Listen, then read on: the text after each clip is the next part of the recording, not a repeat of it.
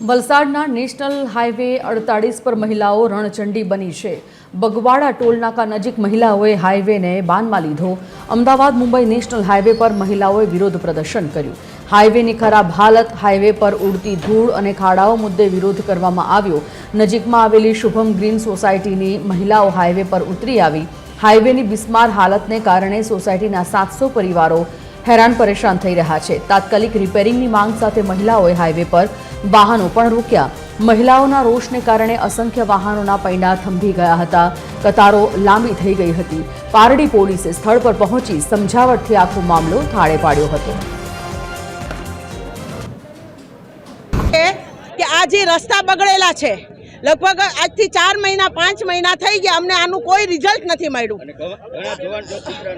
અને ઘણા બધાના એક્સિડન્ટ થયા। જુવાન જોડ જેના ઘર ખાલી થઈ ગયા છે, લોકો પડી આખરીને હોસ્પિટલ ભેગા થાય છે। એ સિવાય અમારે સોસાયટીમાં એટલી બધી ધૂળ ઉડે છે અને એટલો બધો અમને પ્રોબ્લેમ થાય છે કે બીમારી વધી ગઈ છે। 4 દિવસ માટે વરસાદ બંધ હતો तो तमाराथी अहींया 4 दिवसमां रोड बनावવો હોય तो तमे रोड थई शके। सीएम आववाना હોય तो एक ज दिवसमां रोड थाय छे।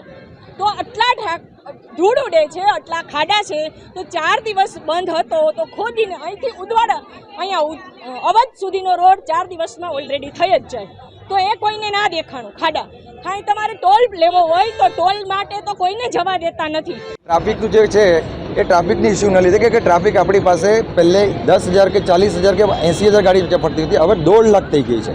એના લીધે આપણે એના ઉપર જે બી આપણે મટીરિયલ નાખે છે એ ટકતું નથી। એ બધી જ જગ્યા પ્રશ્ન છે અને બધી જગ્યાએ અમારો તો કેવું છે કે જ્યાં પણ ખાડો પડે તો અમારી પાસે કમ્પ્લેન કરવા માટે કોઈ પણ આવે છે। જો બી કસ્ટમર આવે છે અમારા ટોલ ઉપર તમને એમને કહે જ છે કે ભાઈ જે બી હશે તમે કમ્પ્લેન બુક બી છે, તમે એમાં બી કમ્પ્લેન કરી શકો અને અમારી ઈમેલ આઈડી છે, મેલ પર બી તમે કરી શકો અને અમને તો તમે મૌખિક આપો જ છો, પણ અમે બી ના ઘડી અમે ફોરવર્ડ કરી રહ્યા છીએ।